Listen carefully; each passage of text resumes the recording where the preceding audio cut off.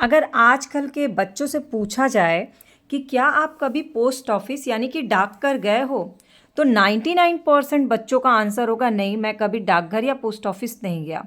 अब इसी के कारण सारे बच्चों को, चाहे वो किसी भी क्लास में हो, किसी भी एग्ज़ाम में सबसे मुश्किल काम लगता है पत्र लेखन। हिंदी में पत्र लेखन या इंग्लिश में लेटर राइटिंग तो भी लिख लेते हैं, हिंदी में पत्र लेखन बच्चों को बहुत मुश्किल लगता है। Hello students, welcome back to my class. और आज की क्लास है किसी भी एडमिशन टेस्ट हो, एंट्रेंस एग्ज़ाम हो, स्कूल के एग्ज़ाम हो, किसी भी एग्ज़ाम में एक कंपलसरी क्वेश्चन हिंदी के पेपर में रहता ही है, वो होता है लेटर राइटिंग यानी कि पत्र लेखन। अब पत्र लेखन में टॉपिक कुछ भी आ सकता है, इसके लिए आपको तैयार रहना पड़ेगा। लेकिन कुछ ऐसी मेन चीज़ें होती हैं, अगर आप उस स्टेप को फॉलो कर लेते हैं तो अगर पत्र लेखन 10 नंबर का आ रहा है तो 8 से 9 नंबर तो आपको कंफर्म मिल जाएंगे, अगर आपने कोई मात्रा मिस्टेक नहीं किया तो ये जो लेटर राइटिंग है, पत्र लेखन है, ये दो तरह के होते हैं। सबसे पहले तो मैं आपको बेसिक चीज़ें क्लियर कर दूं ताकि आपका कंसेप्ट जो है वो पत्र लेखन को लेकर क्लियर हो जाए। तो इंग्लिश में जैसे आपने देखा होगा औपचारिक, फॉर्मल और इनफॉर्मल लेटर, हिंदी में उसको बोलते हैं औपचारिक पत्र और अनौपचारिक पत्र। अब दोनों में डिफरेंस क्या है? तो ये जो फॉर्मल लेटर होता है ना, जैसे आप स्कूल भी जाते हैं तो क्या होता है, फॉर्मल ड्रेस में आना होता है, मतलब स्कूल ड्रेस में जाना होता है। और घर में आप क्या होता है, इनफॉर्मल ड्रेस, मतलब अपने अकॉर्डिंग ड्रेस पहनते हैं। उसी तरह से लेटर के भी ये दो पार्ट होते हैं। तो ये जो फॉर्मल लेटर होता है ये हम उन लोगों को लिखते हैं जो जिनसे हमारा कोई पर्सनल रिलेशन नहीं है, प्रोफेशनल वो हो, जिनके बारे में हम बहुत ज़्यादा नहीं जानते। जैसे आपके प्रिंसिपल हैं, उनको लिखना होगा, कोई न्यूज़पेपर के एडिटर है, उनको लिखना होगा, कोई बुक शॉप वाला है, उनको आपको लेटर लिखना है, आपको कोई बुक चाहिए उसके लिए। तो ये लोग क्या आपके फैमिली रिलेटिव नहीं है, तो ये क्या हो गया, ये इनको आप फॉर्मल लेटर्स लिखोगे। और जो आपके फैमिली हैं, फ्रेंड्स हैं, उनको जो लेटर लिखते हैं उनको अनौपचारिक पत्र यानी कि इनफॉर्मल लेटर लिखते हैं। तो अब आपको समझ में आ जाएगा फॉर्मल और इनफॉर्मल यानी औपचारिक और अनौपचारिक पत्र में क्या अंतर होता है। तो आपने ये तो समझ लिया कि आपको जो लेटर राइटिंग मिला है वो औपचारिक है या अनौपचारिक है। अब दोनों का फॉर्मेट अलग अलग होता है, लेकिन दोनों ही लेटर्स में कुछ चीज़ें बहुत कॉमन होती हैं। एक तो पहले से आपको ये पता होना चाहिए कि पत्र में क्या लिखना है। पत्र में इधर उधर की बातें नहीं लिखनी होती, सीधे जो पत्र का टॉपिक दिया गया, विषय दिया गया, उससे रिलेटेड लिखना है। इसके अलावा पत्र में जो भी आप भाषा लिख रहे हैं ना, वो बहुत सिंपल, सहज और बहुत साफ़ सुथरी होनी चाहिए, मतलब समझ में आने वाली भाषा लिखनी चाहिए। कई बार हम इतने ज़्यादा टफ हिंदी वर्ड्स यूज़ कर लेते हैं ना कि वो क्या हो जाता है, बहुत ज़्यादा पढ़ने में समझ में नहीं आता है। तीसरा कि छोटे छोटे वाक्य लिखने चाहिए और अधिकतर वाक्य में कॉमा का यूज़ करना चाहिए और पैराग्राफ चेंज जरूर करना चाहिए। 3 बात का ध्यान रखना चाहिए। अब दोनों का फॉर्मेट क्या है आपको वो बताती हूँ।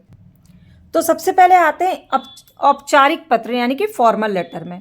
अब जैसे यहाँ टॉपिक दिया हुआ, बीमारी के कारण अवकाश हेतु पत्र, अवकाश मतलब छुट्टी के लिए आपको पत्र लिखना है क्योंकि आप बीमार पड़ गए। और किसको लिखना है? प्रधानाचार्य को लिखना है। तो ये जो ऊपर का है ये कॉमन होता है फॉर्मेट, जिसमें आपको जिसको लिखना उसके बारे में लिखना रहता है सेवा में। तो यहाँ क्या करिएगा, सेवा में जो लिखेंगे और फिर ये कॉमा ज़रूर दीजिएगा।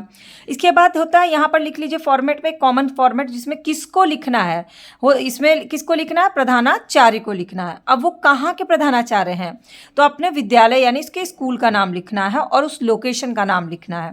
इसके बाद टाइटल आता है, विषय क्या है, आपको किस विषय पर लिया गया लिखना है।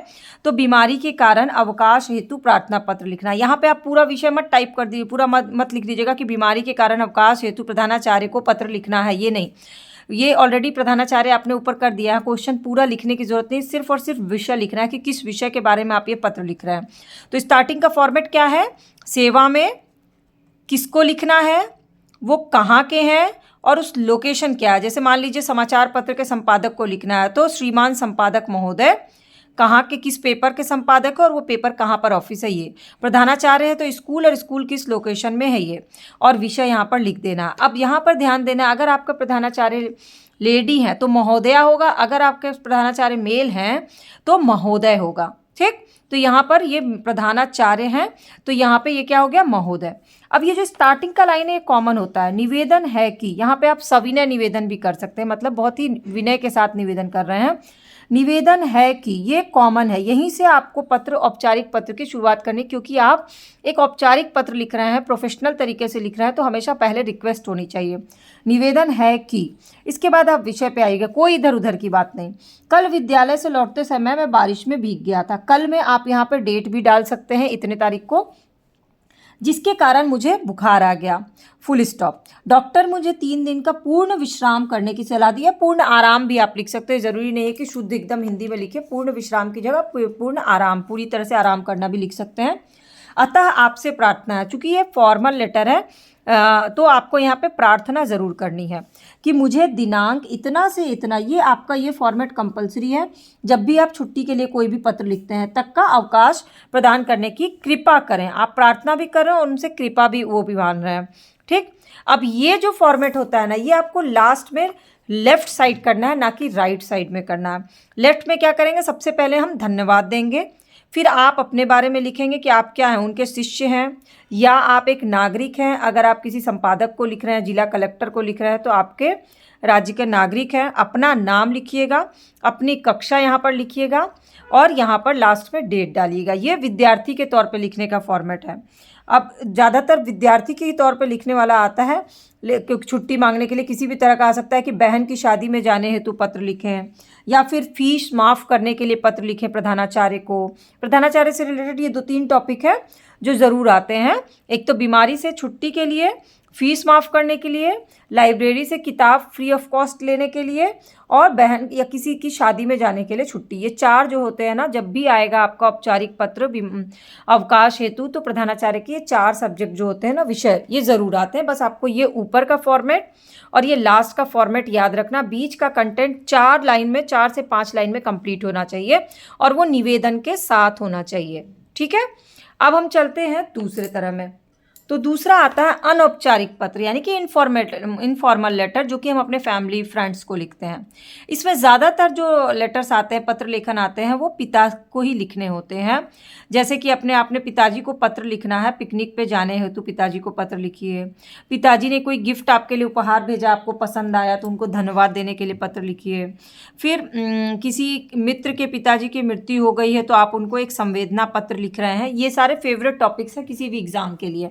तो पहले एक फॉर्मेट देख लेते हैं। कंटेंट तो बीच का आपको अपने अकॉर्डिंग ही बनाना होगा। तो ये क्या होता है, अनौपचारिक है, इनफॉर्मल है, तो इसमें सीधे आप किसको लिख रहे हैं। अगर वो आपसे बड़े हैं तो पूज्य लिखिएगा, आदरणीय लिखिएगा। पूज्य की जगह आप आदरणीय भी कर सकते हैं। आदरणीय पिताजी, आदरणीय माताजी, आदरणीय दादाजी, आदरणीय दादी जी, जो भी रिलेटिव जिनको आप लिख रहे हैं। और अगर मित्र हैं तो प्रिय मित्र करके लिखेंगे। ठीक है, तो बड़ों के लिए क्या होगा, आदरणीय या पूज्य, और छोटों के लिए प्रिय करके लिख लेंगे। ठीक, तो पहला लाइन क्लियर। दूसरा, अगर बड़े हैं तो सादर चरण स्पर्श, और अगर छोटे हैं तो क्या लिखेंगे, ढेर सारा प्यार। ठीक है, इसके बाद यहाँ पे सबसे पहले अपना हालचाल बताना होता है अनौपचारिक पत्र में। मैं यहाँ कुशल पूर्वक हूँ, मतलब मैं यहाँ बिल्कुल अच्छे से हूँ।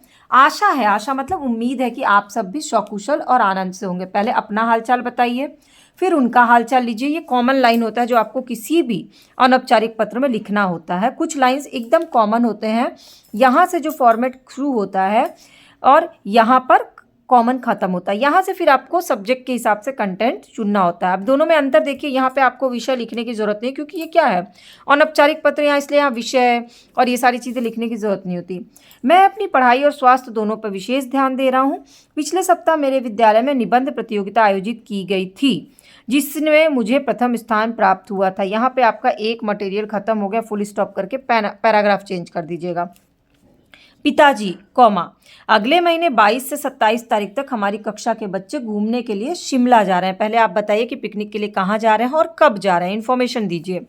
हमारे साथ विद्यालय के अध्यापक भी जाएंगे। फिर कंफर्मेशन देना होता है कि आपके पिताजी जो है ज़रूर आपको आज्ञा दें, क्योंकि अगर आप सुरक्षित हैं तो आज्ञा ज़रूर मिलेगी, इसलिए आपको लिखना जरूरी है कि विद्यालय के अध्यापक भी जाएंगे। यह मेरे लिए नवीन अनुभव यानी कि नया अनुभव होगा और ज्ञान दोनों की दृष्टि से महत्वपूर्ण है। अब आप बताइए कि आपका पिकनिक में जाना क्यों ज़रूरी है, इससे आपको क्या फ़ायदा होगा, एक लाइन में बताना है। ठीक, फिर पैराग्राफ चेंज कर दीजिए। आपने ये पिकनिक के बारे में बता दिया। अब पिकनिक पे जाने के लिए आपकी स्वीकृति आवश्यक है। आप तभी जाइएगा जब पिताजी आपको अनुमति देंगे। तो स्वीकृति या अनुमति आवश्यक है और आपसे अनुरोध है, फिर उनसे रिक्वेस्ट करिए कि इसके लिए मुझे 800 रुपये मात्र मनी ऑर्डर से भेज दीजिए। पिकनिक पे फ्री में तो जा नहीं सकते, आपको पैसे मांगने हैं पिताजी से पिकनिक पे जाने के लिए, और अनुमति भी चाहिए, दोनों ही चीज़ चाहिए। फिर आप घर के बाकी लोगों का हालचाल लीजिएगा, जैसे कि माताजी कैसी हैं, माताजी को चरण स्पर्श, और अपनी बहन भाई जो भी है उनको स्नेह प्रेम दीजिएगा। और लास्ट में कोई फॉर्मेलिटी नहीं है, बस लेफ्ट साइड आपको लिख देना अपना नाम, आपका प्रिय पुत्र या आपकी प्रिय पुत्री। ये कॉमन फॉर्मेट होता है। ठीक है, अब इसी में मित्र के पिताजी की मृत्यु का एक संवेदना पत्र होता है अनौपचारिक में। तो इसमें संवेदना पत्र कैसे लिखेंगे, एक तो किस दिन भेज रहे हैं अपने मित्र को लिखिए प्रिय मित्र, और वो कहाँ पर है वो लोकेशन लिख दीजिए। इसमें क्या होता है, बहुत ज़्यादा आपको अपना हाल चाल ये सब नहीं पूछना होता है, क्योंकि आप क्या कर रहे हैं, यहाँ दुख प्रकट कर रहे हैं। तो सीधे आप इन्फॉर्मेशन जो आपको मिली वो लिखिएगा कि तुम्हारे पूज्य पिताजी के आकस्मिक निधन का समाचार सुन के बहुत दुख हुआ, लेकिन मृत्यु पर किसी का वश नहीं चलता। फिर उसको सांत्वना दीजिए कि आप उसके साथ हैं, मैं इस दुखद घड़ी में तुम्हारे साथ हूँ, भगवान दिवंगत आत्मा यानी जिनकी डेथ हो गई उनको शांति दे। इतना ही 3 लाइन का ये होता है संवेदना पत्र। इसमें बहुत ज़्यादा डिटेल, हाल चाल, ये सब चीज़ें नहीं होती है। फिर तुम्हारा मित्र राकेश शर्मा, ये सबसे छोटा होता है संवेदना पत्र।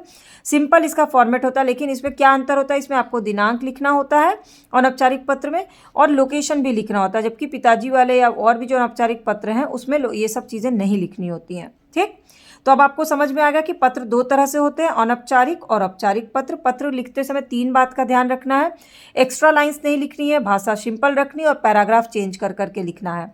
और पत्र का दोनों का फॉर्मेट अलग अलग होता है। एक बेसिक फॉर्मेट तैयार कर लेना है, विषय कोई भी आए आपको उसी फॉर्मेट को फॉलो करके लिखना है। अब कुछ विषय मैं आपको बता देती हूँ जो हमेशा एग्जाम में पूछे जाते हैं। जैसे पिताजी को लिखना है, उनके अच्छे स्वास्थ्य की कामना करते हुए पत्र लिखिए।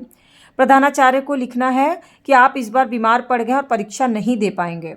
एक प्रकाशक है कोई बुक का, उसको आपको पुस्तक मांगने के लिए, आपको कोई किताब चाहिए उसके लिए आपको पत्र लिखना है पुस्तक मांगने के लिए। ये 3 चीज़ें हैं, 3 हैं आपको मैं टॉपिक दे रही हूँ जो एग्जाम्स में पूछे जाते हैं।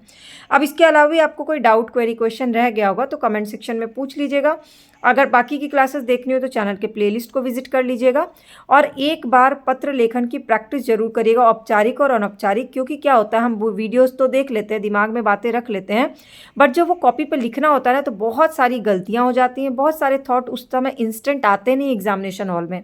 इसीलिए कोई भी पढ़ाई लिखाई हमारे तभी काम आती है ना जब हम मैक्सिमम प्रैक्टिस करते हैं, ताकि एग्जामिनेशन हॉल में गलतियों करने का स्कोप ना हो। तो प्रैक्टिस करिए इसकी, अलग अलग टॉपिक्स पे खुद से टॉपिक्स बनाइए कि क्या विषय पे आ सकता है, और कम से कम औपचारिक और अनौपचारिक दोनों में ही 2-2, 3-3 लेटर पत्र जो है वो लिख करके रेडी रहिए। तो इससे क्या होगा, आपको फॉर्मेट भी लर्न हो जाएगा, आपका माइंड जो है वो एक्टिव हो जाएगा पत्र लेखन लिखने के लिए। तो किसी भी विषय पे आप फटाफट से पत्र लेखन कर सकते हैं और मात्राओं में भी गलतियां नहीं होंगी।